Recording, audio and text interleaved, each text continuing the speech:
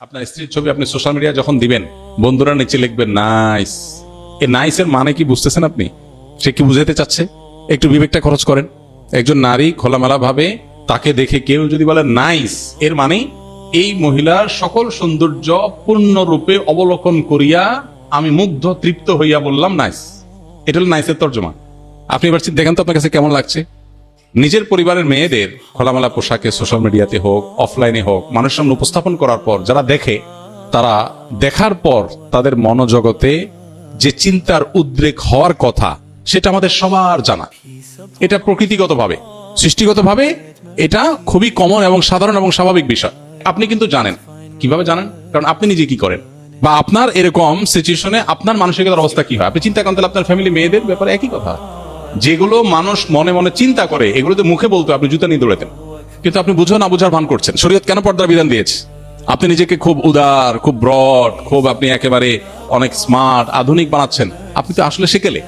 আপনি আপনার পরিবারের মেয়েদের মানুষের সামনে তাদের সৌন্দর্য উপস্থাপন করার মধ্য দিয়ে মানুষের কাছে যে বাজে ভাবে তাদের উপস্থাপন করছেন, তাদের যে অপমান করছেন, এটা আপনি বোঝার চেষ্টা করছেন। শত শত পুরুষ দেখছে, মানলাম কেউ হয়তো অন্ধ, চোখের জ্যোতি কম, দেখেই নেবে ছাড়া। হতে পারে কিছু মানুষ ফিজিক্যালি অসুস্থ, তার মনে বাজে চিন্তা আসার সুযোগই নেই। হতে পারে এরকম আরো কিছু। কিন্তু শত শত হাজার হাজার মানুষ যখন দেখে, আপনি তো হলফ করে বলতে পারেন, নিশ্চিত বলতে পারেন যে কিছু মানুষ এখানে অবশ্যই মনে মনে তাকে নিয়ে জেনা করছে। সন্দেহ আছে কোনো?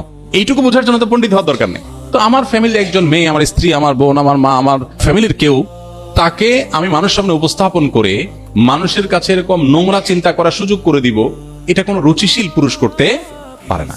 এখানে শুধুমাত্র শরীয়ী বিধানের ব্যাপার না, এটা রুচির প্রশ্ন। তো এই জিনিসটা আমরা অনেকে বোঝার চেষ্টা করি না।